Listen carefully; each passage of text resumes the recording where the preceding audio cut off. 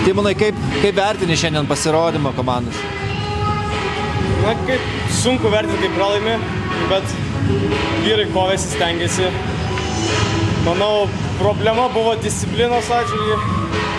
Daug baudos minučių, tokių nereikalingų galbūt. Šiek tiek išmeta iš vėžių, kai lygiosios tos varžybos, bet kai žaidimo mažumoj, be vieno žaidėjo, tai kad ir be dviejų, kai buvo, na, sunku tiesiog žaisti ir įpelnyti tuos įvarčius, kad jis išsives į priekį. Tai, man atrodo, dėl tos disciplinos šiandien ir teko pripažinti Energijos pergalę. Ir galbūt netgi galima išsiplėsti, kad ir klaidų tokių netipinių, galbūt prarado kai kuriuos ritulius ir paskutinis Energijos įvartis būtent po tokios žiaurios klaidos.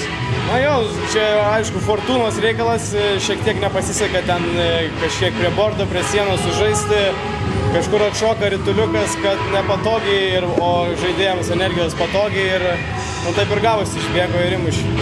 Bet manau, kad tikrai galim žaisti ir mes perimam iniciatyvą dažnu atveju ir galim juos spausti pas juos pusiai. Tai nežinau, sunku vertinti, nes atrodo, kad tikrai galim laimėti, bet tos mažos klaidelės kažkaip ir nulėmė tas varžybų rezultatą realiai. Ačiū.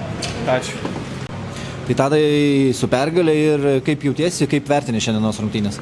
Dėkui už sveikinimus. Varžybos buvo sunkios. Derbiai visą tokie būna, niekada nebūna lengvų varžybų. Tiek vakar žaidėm mes namie, tiek šiandien Pankai norėjo atsirevanšuoti, tai manau pavyko smagios varžybos, intensyvios, žiūrovai įdomus iki pat galo. Manau, visi nori pamatyti kuo daugiau tokių įdomių varžybų. Ir pats grįžai po pertraukos ir vakar pelnei pergalingą įvartį, kaip jautėsi po varžybų sugrįžęs ant ledo? Visada smagu sugrįžti po pertraukos. Dėl įvarčio tai nesureikšminu, ta prasme džiaugiuosi, kad laimėjo komanda. Tie įvarčiai, žinai, ar vienas ar du tokios reikšmės neturi, kai tu pralaimi, tai džiaugiuosi tiesiog, kad laimėjom ir kad padėjau komandai. Ačiū.